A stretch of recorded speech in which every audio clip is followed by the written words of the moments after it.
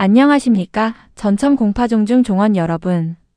이번에는 2025 나이 10만 5,764건, 즉 임원 등 지위부 존재 확인 소송의 항소심 판결과 관련하여 상고가 과연 어떤 의미를 갖는지 종원 여러분께 법률적으로 그리고 객관적으로 말씀드리고자 이 영상을 준비했습니다.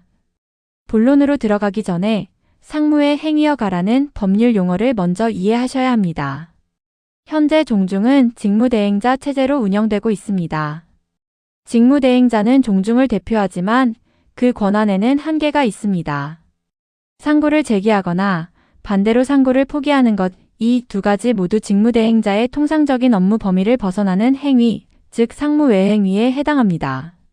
따라서 상고 여부에 관하여 반드시 법원의 사전 허가를 받아야 합니다. 법원의 허가 없이 이루어진 상고나 상고 포기는 법적 효력에 문제가 생길 수 있습니다. 이것이 상무외행위허가 제도의 핵심입니다. 전정연은 2026년 4월 24일 판결 선고 이후 직무대행자가 법원에 상무외행위허가 신청을 했는지 직접 확인해 보았습니다. 결과는 신청이 있었음을 확인하였습니다.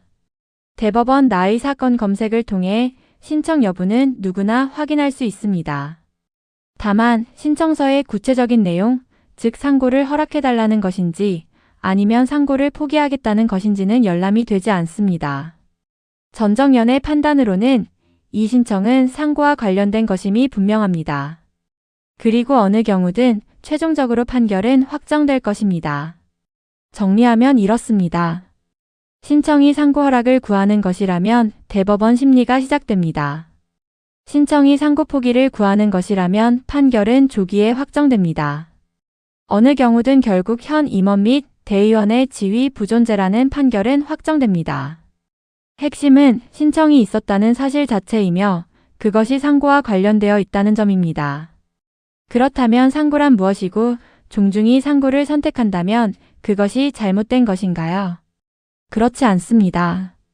대한민국은 3심제를 보장합니다.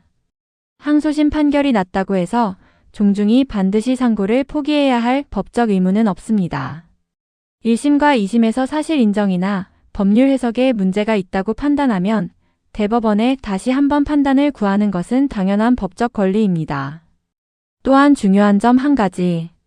1심, 2심, 3심 모두 패소하더라도 소송 비용은 임원 개인이 부담하는 것이 아닙니다. 소송 비용은 종중이 부담합니다. 이 점을 명확히 이해하셔야 합니다. 비대위원장은 오늘 오전 이런 발언을 하셨습니다. 상고 제기는 현 집행부의 생존 전략입니다. 대법원 심리기관을 활용하여 현상을 유지하고 비대위의 조직 장악을 지연시키려는 목적입니다. 전정연은 이 발언에 대해 조심스럽게 의견을 말씀드리겠습니다. 현 집행부의 생존 전략이라는 해석, 이것은 하나의 현상을 바라보는 개인적 시각으로 볼 수 있습니다. 그런 해석이 전혀 근거 없다고 말하기는 어렵습니다. 그러나 비대위의 조직 장악을 지연시키려는 목적이라는 부분은 제3자의 입장에서 동의하기가 어렵습니다. 왜냐하면 상고를 하지 않는다고 해서 비대위가 곧바로 종중을 장악할 수 있는 구조가 아니기 때문입니다. 이 두 가지는 직접적인 인과관계가 없습니다. 상고를 바라보는 객관적인 시선으로 정리해 드리겠습니다. 상고를 하면 소송 비용이 추가로 발생합니다. 이 비용은 임원 개인의 것이 아니라 종중 전체의 것입니다. 바꿔 말하면 종원 모두의 재산에서 나가는 비용입니다. 내 돈 아니니까 끝까지 간다는 비판에서 완전히 자유롭기는 어렵습니다.